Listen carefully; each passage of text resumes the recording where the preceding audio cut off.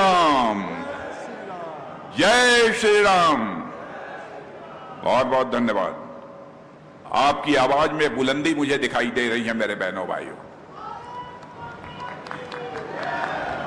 और मुझे लगता है कि आप लोगों ने मन बना लिया है कि इस पार्लियामेंट्री कॉन्स्टिट्यूएंसी से गुरमीत सिंह जी सोढ़ी को भारी मतों से विजय दिलाकर भारत की संसद में भेजना।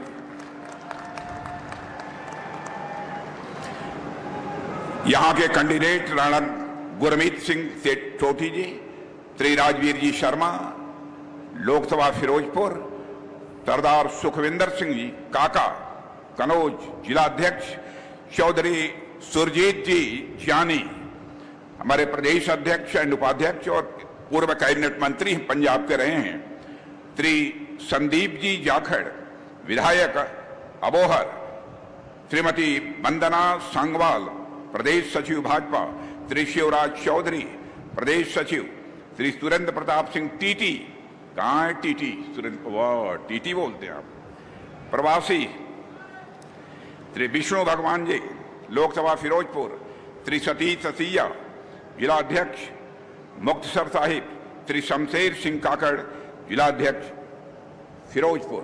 यहां मौजूद मेरे सभी सम्मानित बहनों एवं भाइयों, मैं आप सबसे क्षमा चाहूंगा। मैं खड़े होकर ही बोलना चाहता था,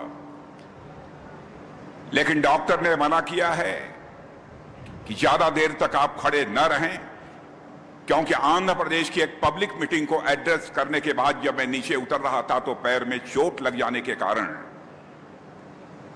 मुझे रेस्ट लेना चाहिए, लेकिन रेस्ट नहीं ले रहा हूं। मैंने तय किया है कि जब तक बीजेपी लेडी एनडीए को 400 से अधिक सीटों पर विजय प्राप्त नहीं हो जाएगी तब तक मैं आराम नहीं करूंगा। मेरे बहनों भाइयों, जहां तक पंजाब का प्रश्न है, पंजाब हमारे गुरुओं की धरती है, पंजाब हमारे वीरों की धरती है। इतना ही नहीं, पंजाब या किसानों की धरती है। हमसे यह पूछे कोई कि पंजाब किसे कहते हैं, तो मैं कहना चाहूंगा, जहां पराक्रम, वीरता, साहस, बलिदान और देशभक्ति का संगम हो, उसे ही हम पंजाब कहते हैं। हमारी केंद्र की सरकार मोदी जी के नेतृत्व में पिछले 10 वर्षों से लगातार काम कर रही है। पंजाब के लिए हमारी सरकार ने क्या किया है, मुझे ज्यादा कुछ बतलाने की जरूरत नहीं है, क्योंकि हमसे पहले बोलने वाले लोगों ने डिटेल में सब सारी बातें आपके सामने रखी होंगी। बहनों भाइयों, करतारपुर साहिब कॉरिडोर भी बनवाने का जो प्रश्न था, उसको पहली बार साहस के साथ कदम उठाकर किसी ने बनवाने का काम किया है तो हमारे प्रधानमंत्री मोदी जी ने किया है। इतना ही नहीं, गुरुओं के प्रकाश पर्व को हम लोगों ने केवल भारत में ही नहीं मनाया, बल्कि सारी दुनिया में जहां जहां भी हमारे हिंदू सिख भाई रहते थे, वहां पर गुरुओं के प्रकाश पर्व को मनाने का हम लोगों ने काम किया। साहिबजादों का जहां तक प्रश्न है, उनकी स्मृति में 26 दिसंबर को हम वीर बाल दिवस के रूप में मनाते हैं। और आपको जानकर खुशी होगी, वीर बाल दिवस केवल भारत में ही हम नहीं मनाते हैं, बल्कि हम दुनिया के दूसरे देशों में भी मनाते हैं। इतना ही नहीं, हरमिंदर साहब, यहां पर विदेशों से चंदा लेने पर जो प्रतिबंध लगा हुआ था, बहनों भाइयों, लंबे समय से यहां के लोगों की मांग थी, लेकिन विदेशी चंदे पर जो प्रतिबंध लगा था उसको समाप्त करने का काम पहली बार किसी ने किया है तो हमारी सरकार ने किया है, हमारे प्रधानमंत्री ने किया है। लंगर पर भी टैक्स लगता था, उस टैक्स को भी समाप्त करने का काम यदि किसी ने किया है तो हमारी सरकार ने किया है। मेरे बहनों भाइयों, आज मैं आप सभी लोगों से यही निवेदन करने आया हूं, 10 वर्षों के अंदर मोदी जी के नेतृत्व में भारत का स्टेचर, भारत का कद सारी दुनिया में बढ़ा है। मेरे बहनों भाइयों, आपके पंजाब के जो लोग भी विदेशों में रहते होंगे, आप उनसे पूछिए पहले भारत के बारे में दुनिया के दूसरे देशों में क्या लोग सोचते थे, और आज भारत के बारे में दुनिया के दूसरे देशों में लोग क्या सोचते हैं। मैं 25-30 वर्षों से विदेशों में जा रहा हूं। लगभग 20-22 वर्षों से दुनिया के मंचों पर, अंतर्राष्ट्रीय मंचों पर मुझे विचार व्यक्त करने का मौका मिलता है। बहनों भाइयों, मैंने वह दिन भी देखा है जब हम लोग अंतर्राष्ट्रीय मंचों पर बोलते थे, तो भारत के जब बोलने का समय आता था तो बहुत बड़ी संख्या में दूसरे देशों के जो प्रतिनिधि होते थे वो चले जाते थे, कहते थे ये भारत बोल रहा है। माने भारत एक गरीब देश है, कमजोर देश है, यह दुनिया में धारणा बनी हुई थी।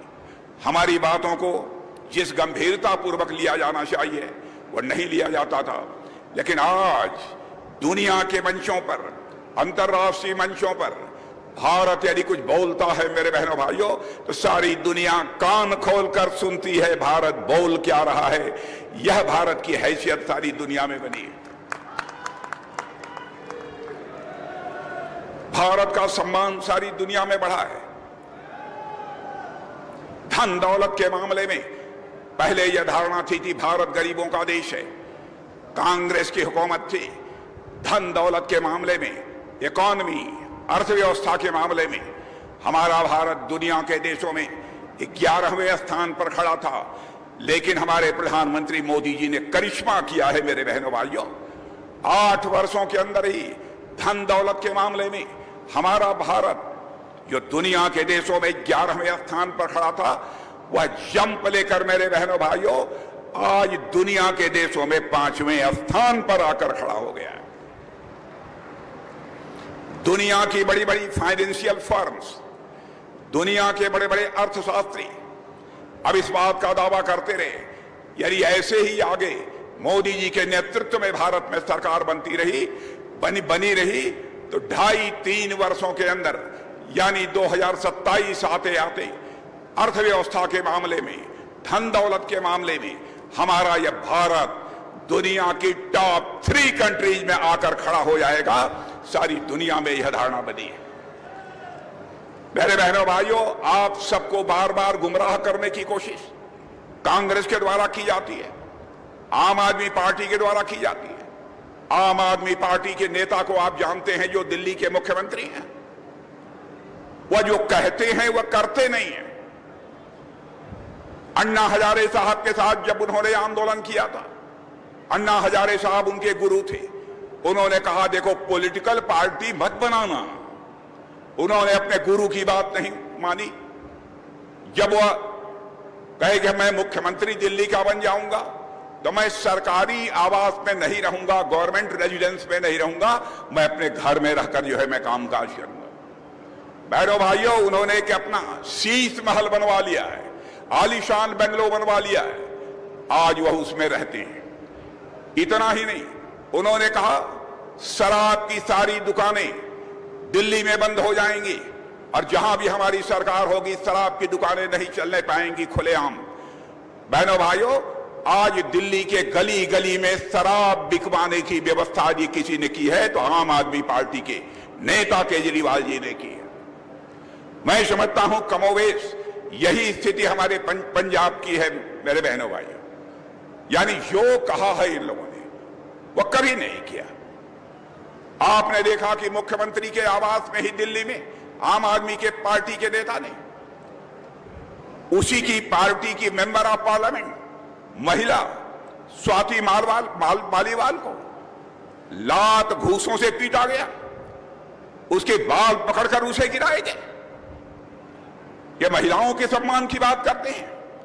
एक तरफ हमारी पार्टी नारी शक्ति बंधन अधिनियम लेकर आती है और मैं अपने बहनों को बतलाना चाहता हूं वह दिन दूर नहीं है, इन्हीं 5 वर्षों में होकर रहेगा। भारत की पार्लियामेंट में और सारी स्टेट्स की असेंबलीज में महिलाओं का प्रतिनिधित्व अब 33% यह पक्का कर दिया जाएगा मेरे बहनों भाइयों। यह भी हम लोगों ने फैसला किया। जहां महिलाओं का सम्मान नहीं होता, नारियों का सम्मान नहीं होता बहनों भाइयों, उस देश पर, उस स्थान पर ऊपर वाले की भी कृपा नहीं होती है, भगवान की भी कृपा नहीं होती है। मैं जानता हूं पंजाब के गुरुओं का कितना महिलाओं के प्रति उनके मन में सम्मान था। ये लोग क्या कर रहे हैं? यहां पर भी आम आदमी पार्टी की सरकार बनी है। गुंडागर्दी, नशे का व्यापार, हेरोइन की तस्करी, क्या क्या नहीं हो रहा है।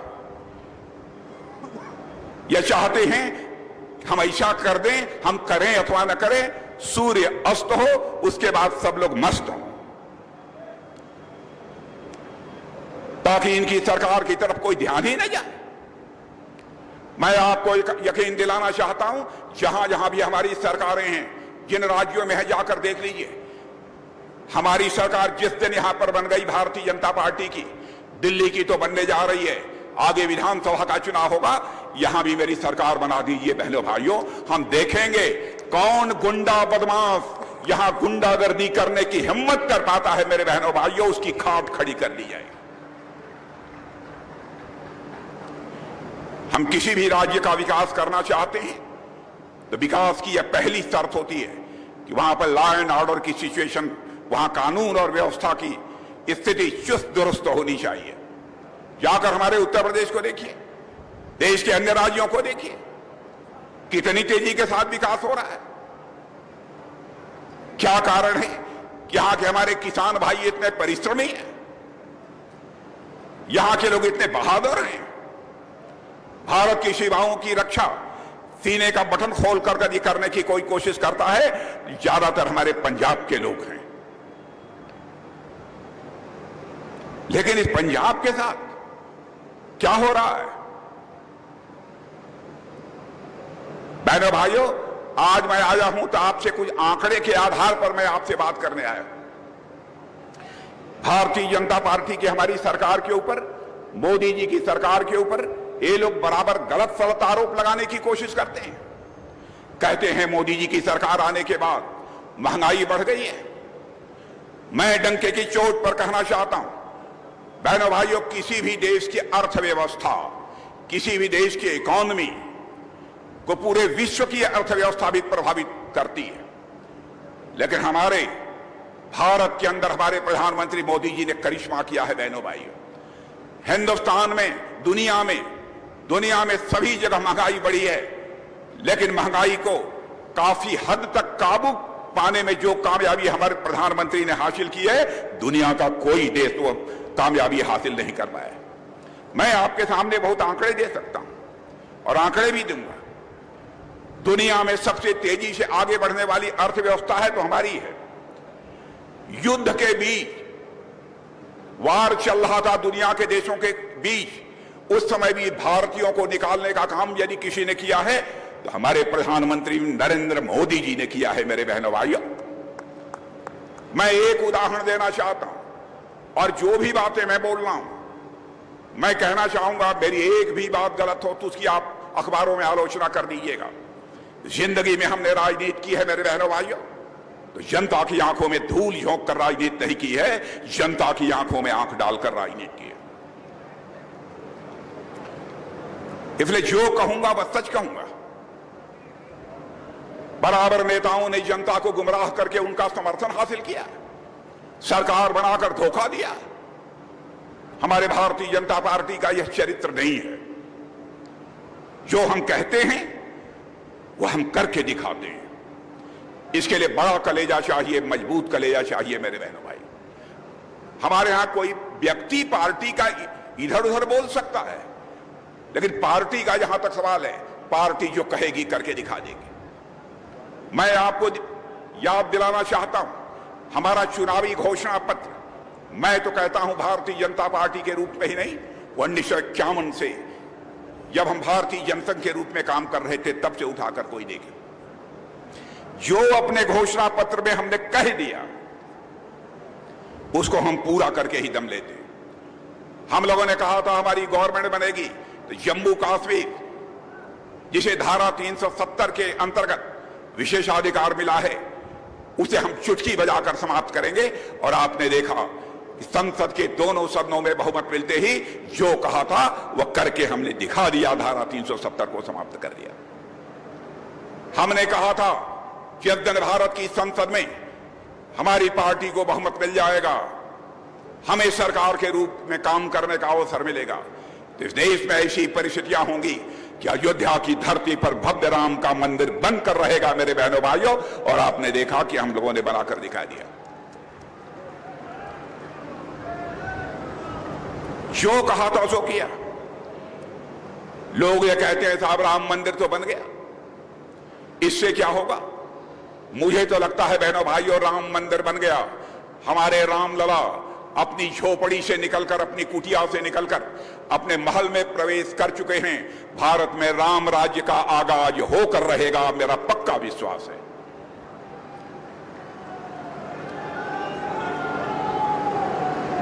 हम लोगों ने कहा था नागरिकता कानून पास करेंगे।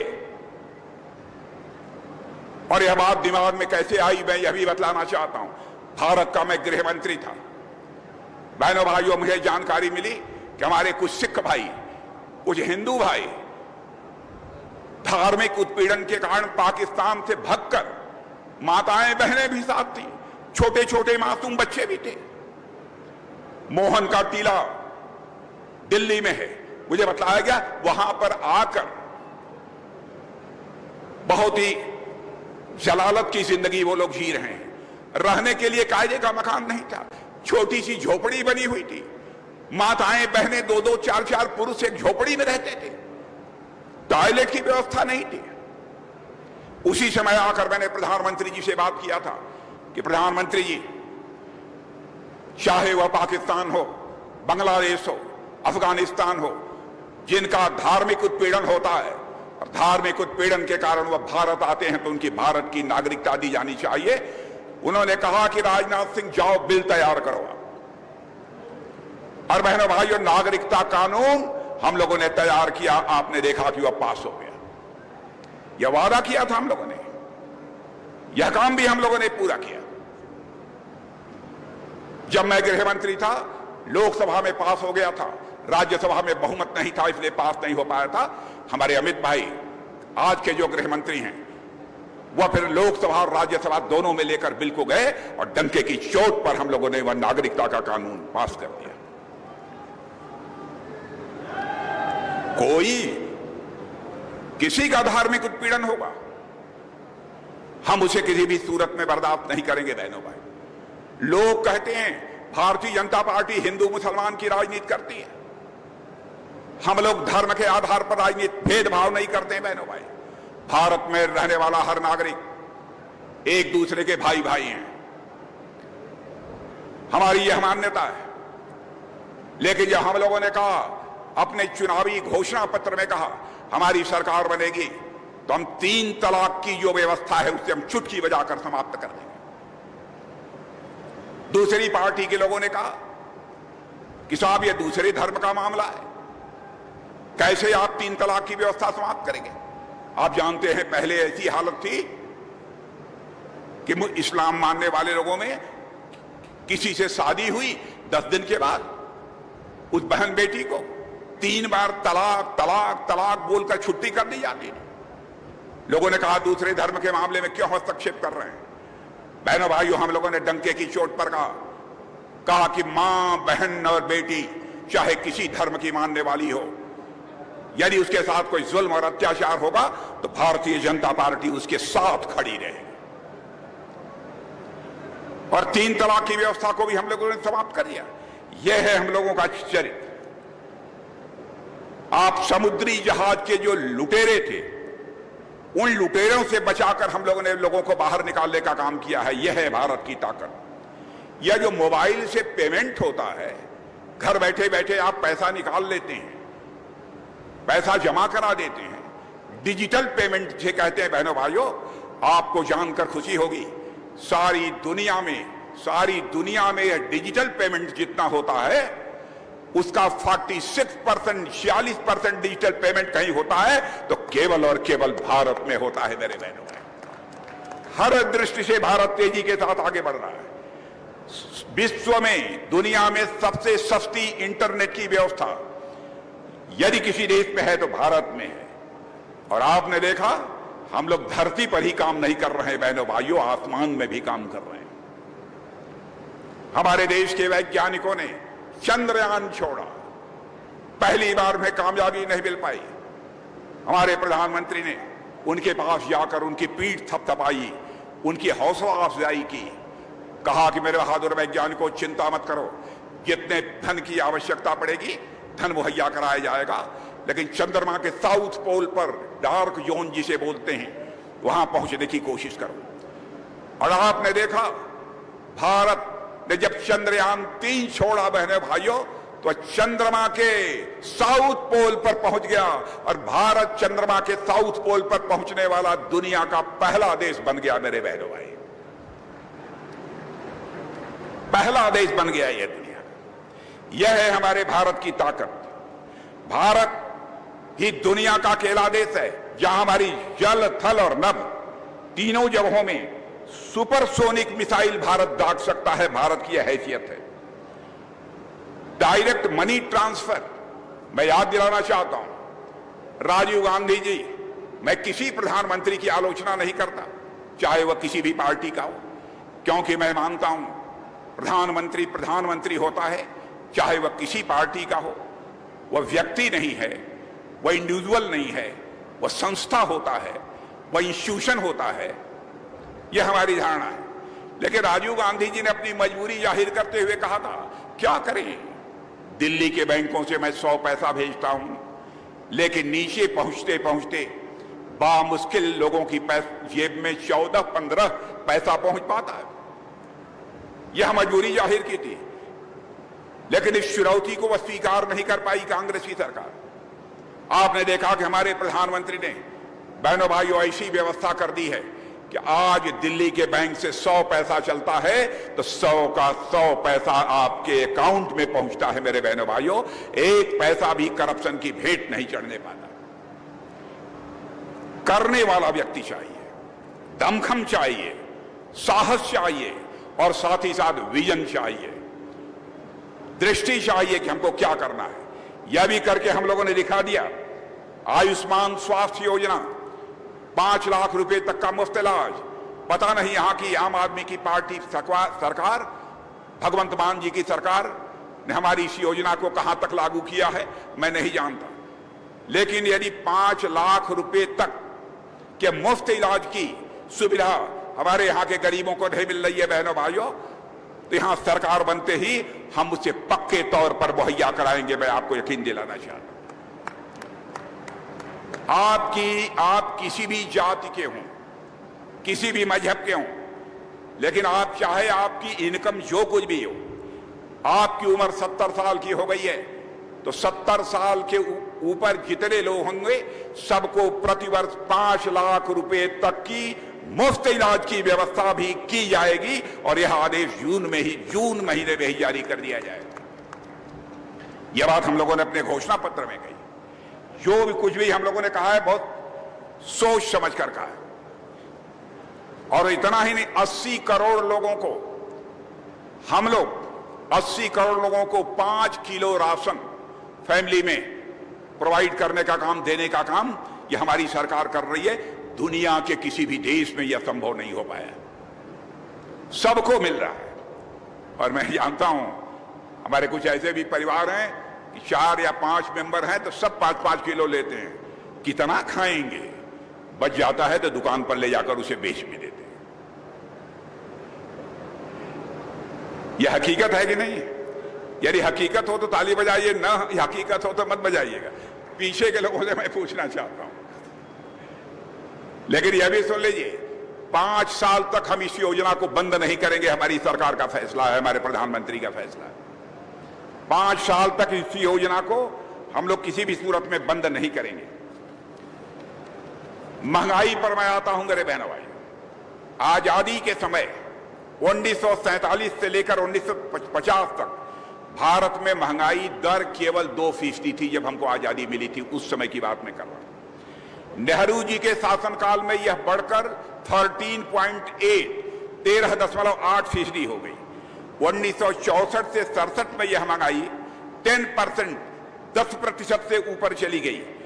और हालात ये हो गए, जनता में आक्रोश पैदा हुआ और इंदिरा गांधी को इमरजेंसी लगानी पड़ी थी बहनों भाइयों। ऐसे हालात हो गई थे। महंगाई का मूल कारण महंगाई का सबसे बड़ा कारण यदि कोई होता है मेरे बहनों भाइयों तो वह भ्रष्टाचार होता है। मोरारजी देसाई की सरकार ने सबसे पहला काम किया था, जो कृषि आपकी उपज होती है, उस कृषि उपज के एक राज्य से दूसरे राज्य में जाने पर जो पहले प्रतिबंध लगा था उसको समाप्त कर दिया। उसका परिणाम यह हुआ कि जो महंगाई 30% थी वह घटकर 7% तक आ गई थी। यानी 1947 से 2022 तक महंगाई का रिकॉर्ड निकालो बहनों भाइयों। जब जब कांग्रेस की सरकार बनी है महंगाई बेतहाशा बढ़ी है, और जब जब कांग्रेस की हटी है महंगाई में जबरदस्त कमी आई है। यह बात भी मैं डंके की चोट पर कह सकता हूं। आज भारत के अंदर 25 करोड़ लोगों को गरीबी रेखा से बाहर करने में हम लोगों ने कामयाबी हासिल की है। यह मैं नहीं कह रहा हूं, यह हमारा नीति आयोग कह रहा है मेरे बहनों भाई। और भारत कितनी तेजी से आगे बढ़ा है। ऑटो मार्केट में जर्मन को पछाड़कर, ऑटो मार्केट या जो व्हीकल्स वगैरह हैं, जर्मन को पछाड़कर हम चौथे नंबर पर पहुंच गए हैं। बिजली उत्पादन में रूस को पछाड़कर हम दुनिया के देशों में तीसरे स्थान पर पहुंच गए हैं। टेक्सटाइल उत्पादन में वियतनाम को पछाड़कर हम नंबर 2 पर पहुंच गए हैं। चीनी के उत्पादन में ब्राजील सबसे आगे था, ब्राजील को पछाड़कर हम आज दुनिया में नंबर 1 बन गए हैं चीनी के उत्पादन में। बहनों भाइयों, यह है करिश्मा हमारी सरकार का। सौर ऊर्जा संयंत्र लगाने के मामले में अमेरिका और जापान को पछाड़कर भारत आज नंबर 2 पर चला गया है बहनों भाई। मोदी जी के आने पर भी सोलर पावर का यह सिलसिला यहां पर तेजी के साथ प्रारंभ हुआ। यह गलत आंकड़े देकर, झूठ बोलकर, देश की जनता को गुमराह करके यह उसका समर्थन हासिल करना चाहते हैं। इतना ही नहीं, आप सबके हाथ में यहां पर मोबाइल होगी बहनों भाइयों। यह मोबाइल जानते हैं, पहले मोबाइल बनाने वाली, हमारी सरकार के आने के पहले मोबाइल बनाने वाली भारत में केवल 2 कंपनियां थी।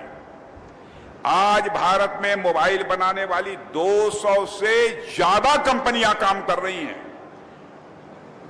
आज 98% मोबाइल यदि कहीं पर बनता है तो भारत में बनता है मेरे बहनों भाइयों। यह है भारत की ताकत। इसलिए मैं आप लोगों से समर्थन की अपील करने के लिए आया हूं मेरे बहनों भाइयों। इतना ही नहीं, धन दौलत का यदि आंकड़ा मैं आपके सामने प्रस्तुत कर दूं, कितना बड़ा करिश्मा हुआ है, तो आपको फक्र होगा, आपको नाज होगा। सचमुच मोदी जी के नेतृत्व की सरकार ने करिश्मा किया है। उस बहुत डिटेल में मैं आपके सामने नहीं जाना चाहता हूं। यह कहते हैं अनएम्प्लॉयमेंट, बेरोजगारी बढ़ी है, भाजपा सरकार महंगाई बढ़ी है। माने ये गलत सलत आरोप भारतीय जनता पार्टी के ऊपर लगाकर देश की जनता को यह बराबर गुमराह करने की कोशिश करते हैं।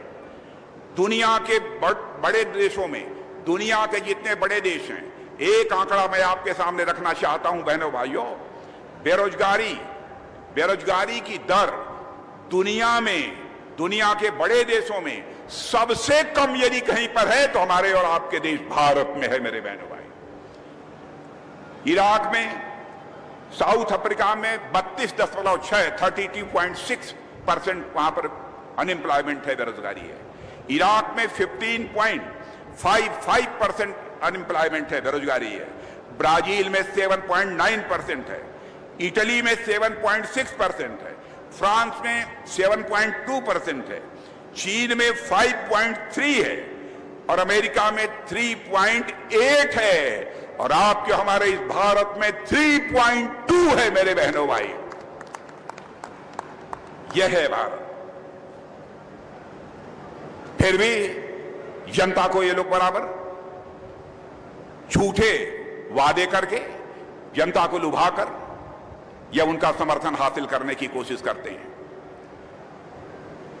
और आपने ताकत देखी है, रूस और यूक्रेन का जो युद्ध चल रहा था, भारत के बहुत सारे बच्चे वहां पर मेडिकल की पढ़ाई करते थे, इंजीनियरिंग की पढ़ाई करते थे, मैनेजमेंट की पढ़ाई करते थे। जब रूस ने यूक्रेन के ऊपर मिसाइल, बम, तोप, गोले दागना शुरू किया और यूक्रेन ने रूस के ऊपर बम, तोप और गोले दागना शुरू किया, तो जो बच्चे यूक्रेन में पढ़ते थे भारत के, उन्हें इस बात की चिंता हुई, उनके परिवार वालों को, क्या होगा हमारे बच्चों का। कहीं ऐसा ना हो रूस से चलने वाली कोई मिसाइल जहां हमारे बच्चे रहते हैं वहां पर गिरे और हमारे बच्चों की जिंदगी खतरे में पड़ जाए।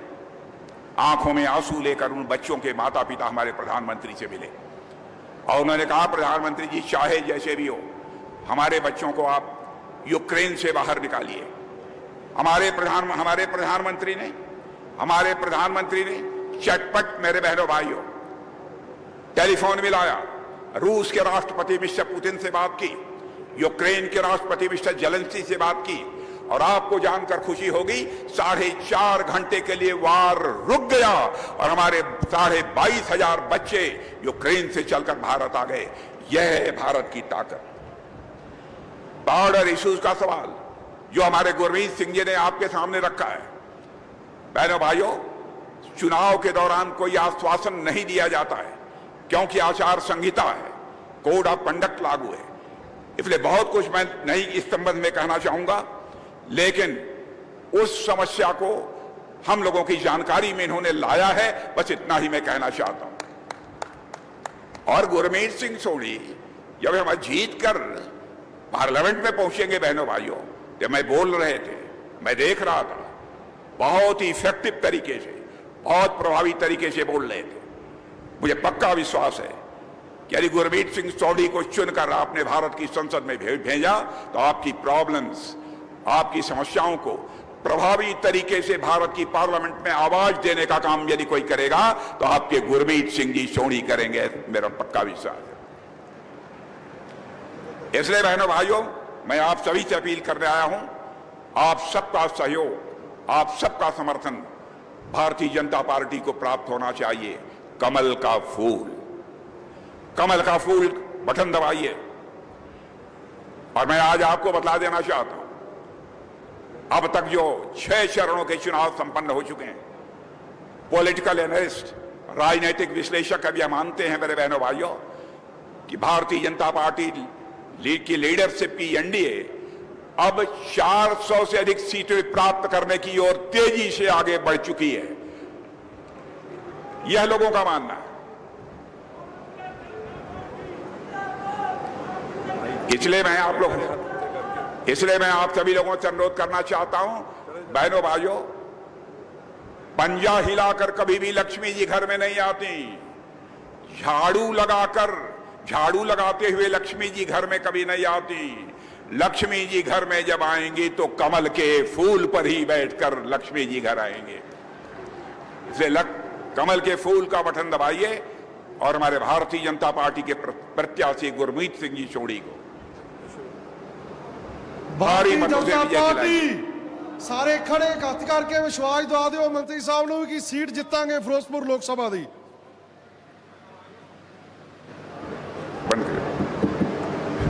बहनों भाइयों, यदि आप लोग गुरमीत सिंह जी सोढ़ी को जिताने का मन बना चुके हैं तो एक बार दोनों हाथ उठाकर तालियां बजा दीजिए, तो मैं मान लूंगा कि आप लोगों ने मन बना लिया। आप सबको बहुत बहुत धन्यवाद। बोलिए भारत माता की। बहुत बहुत धन्यवाद।